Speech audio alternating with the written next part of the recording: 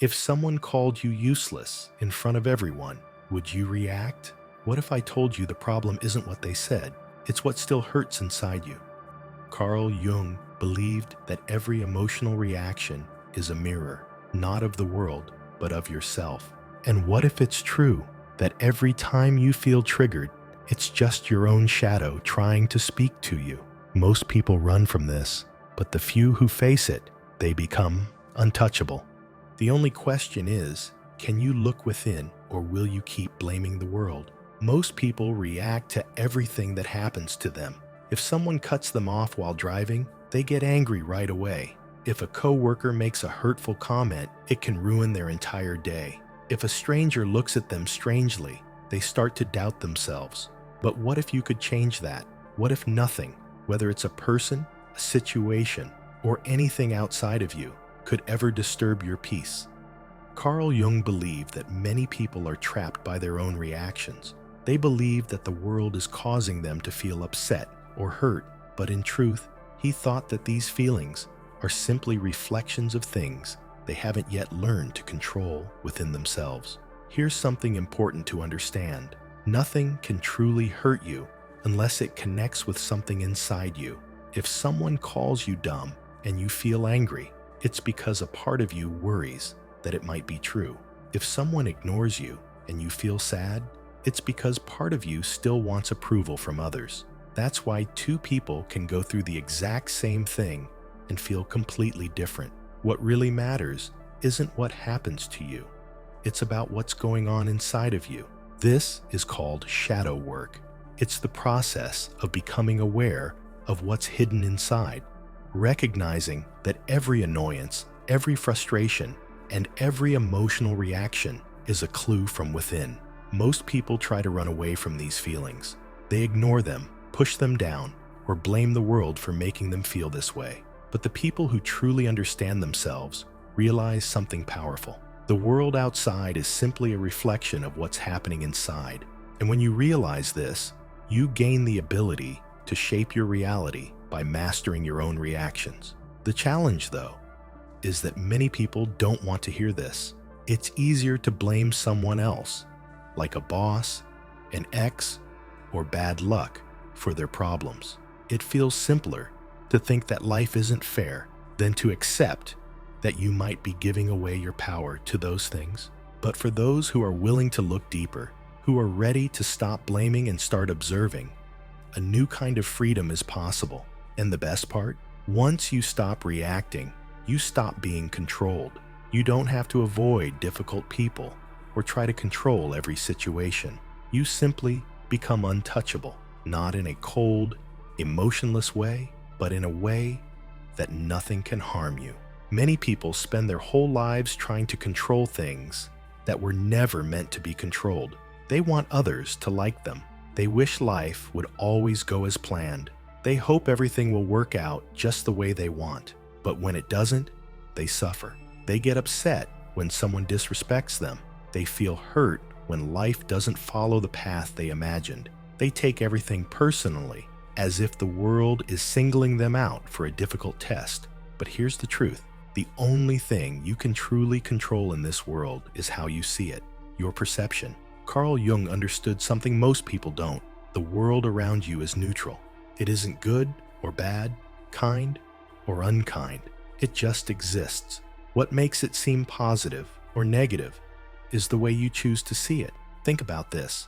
Two people can face the same event: a breakup, a financial setback, a failure. One might fall into despair, believing they've lost everything.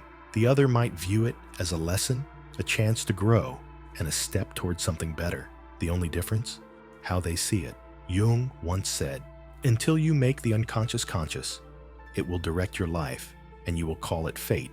This means that if you don't realize the stories you tell yourself about others, about success, about your own worth, you will keep reacting automatically, thinking life is happening to you, rather than realizing that it's happening because of how you choose to respond.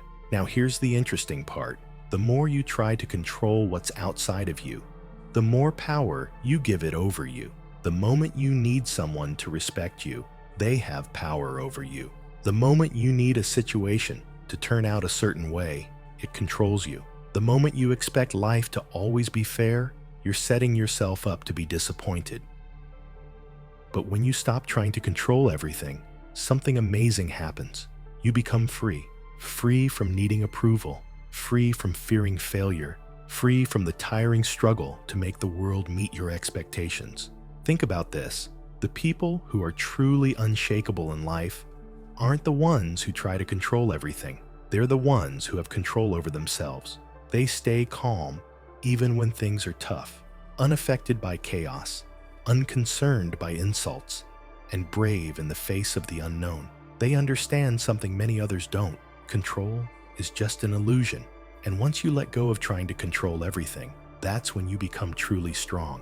Here's the twist. When you stop needing everything to go exactly how you want, it often works out better than you expect. When you stop worrying about what others think, you naturally grow more confident. When you stop desperately chasing success, chances begin to come your way without effort. And when you stop fighting against life and start going with the flow, everything starts to fall into place. This isn't just an idea. It's backed by science. Research in cognitive psychology shows that when we focus too much on controlling something, whether it's other people, what happens, or even our own thoughts, we create resistance. This explains why people who desperately want love can push it away, why those who fear failure might unknowingly make mistakes, and why the ones who try to hold on to control end up feeling more helpless. So here's the question. Are you living in reaction to everything around you, just going through the motions, or are you in charge of how you see things? Because once you realize that nothing outside of you can control you, life begins to feel like a whole new adventure. Imagine this. You're walking down the street just doing your thing when suddenly someone yells an insult at you. Maybe they call you dumb, weak, or say you'll never succeed. Now take a moment to think. What happens inside you in that instant? Most people would either feel defensive or hurt. Their emotions take over so quickly that they don't have time to think. Their heart races, anger kicks in, or they replay the insult over and over in their heads, making their frustration grow. But now, imagine a different reaction. No reaction at all. No rush of emotions. No change in how you feel. Just a calm realization. That's not about me. This is what the Stoics, Zen masters, and even Carl Jung understood deeply. Nothing in the world can upset you unless you allow it to. But let's dig a little deeper. Why do most people get upset? Because they've attached their sense of self to something false, a fragile idea of who they are, based on other people's opinions, approval, and what they want to achieve. That's why they react so strongly when challenged. It's not just an insult. It's a threat to their identity. Jung talked about the shadow self, the hidden part of us that holds all the fears, insecurities, and past hurts we avoid dealing with. When someone causes us to react emotionally, they're not causing pain. They're simply revealing pain that was already inside us. Think about it. If you were truly at peace with yourself, someone's insult would have no effect. It would be like shouting at a mountain. The words would just bounce back without any reaction. So the real question is, why are you reacting? If someone tells you that you failed, does it upset you because deep down, you're afraid it might be true? If someone disrespects you, does it make you angry because you really want to be seen and valued? If things don't go the way you hoped, do you get upset because you're holding on to a specific result? The problem isn't the world around you. The problem is how you see yourself. True strength doesn't come from silencing the world, avoiding criticism, or getting rid of problems. It comes from building a mind that's steady no matter what happens. A mind that doesn't need others' approval. A mind that stays strong when faced with challenges. A mind that knows that real control starts with how you see things. This isn't just about philosophy. It's about how the mind works. Research shows that reacting emotionally is a habit we form over time. The brain builds pathways that make us react automatically. So the more we let the world control our emotions, the more it happens without us even thinking about it. But here's the good news. You can change this. Scientists have found that by practicing mindfulness, changing how we think, and putting ourselves in uncomfortable situations, we can actually train our brains to be less reactive. Insults won't bother you. Failures won't control how you feel. Uncertainty won't scare you anymore. At that point, you become untouchable, not because the world has changed, but because you have. There's something interesting about human nature. People think they are reacting to the world, but really, they're reacting to themselves. Imagine this. Someone insults you. The words sting, but stop for a second and think, where do you actually feel the pain? It's not in the words. It's in the meaning you've given them, the old wounds they've touched, the stories you've been carrying without realizing. Carl Jung understood this well. He once said, "Everything that irritates us about others can lead us to an understanding of ourselves." That's a hard truth most people don't want to accept. Nothing in the world can control you unless you let it. Imagine a mirror. If your reflection in the mirror suddenly made a face at you, you wouldn't get upset with the mirror. You'd realize that it's simply showing you what you're doing. But when life does the same thing, when people stir up emotions in us, we often react as though the mirror itself is the problem. We blame others and try to change them, instead of realizing that it's our own inner world being reflected out.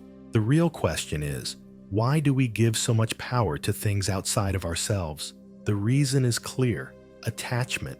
When your sense of who you are depends on things outside of you, like what others think, getting approval, or specific outcomes, you will always be controlled by them. But what if you didn't play that game? What if, instead of reacting to everything, you simply watched it all happen?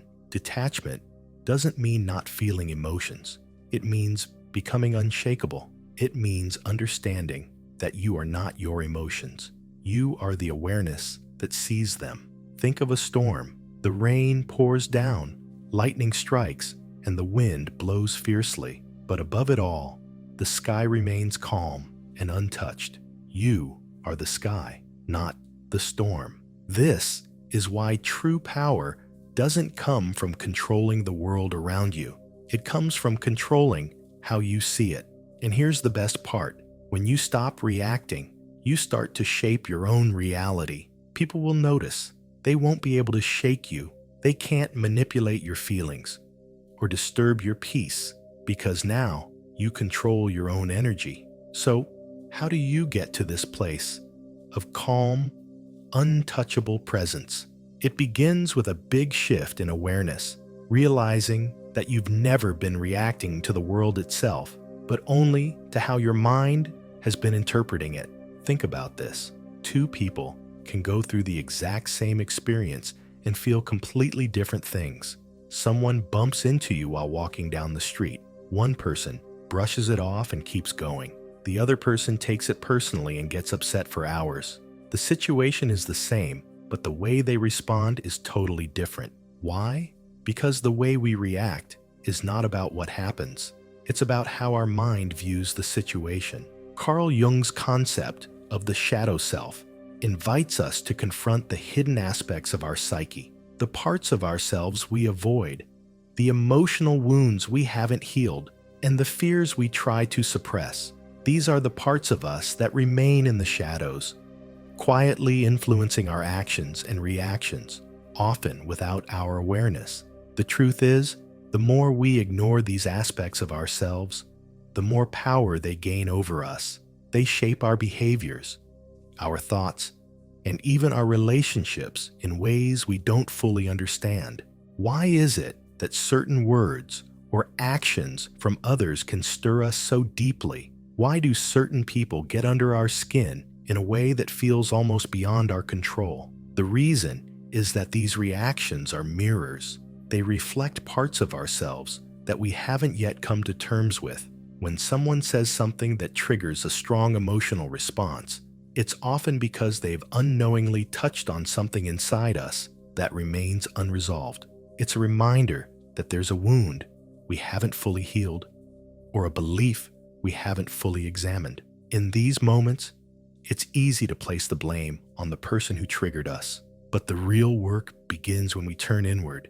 and ask ourselves, why does this affect me so deeply? The path to emotional strength and calmness is not about shutting down our feelings or pretending they don't exist.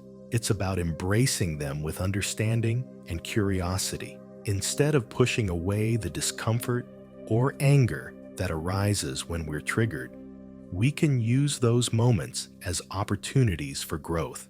Every emotional reaction holds a lesson, and every trigger is a chance to uncover something new about ourselves.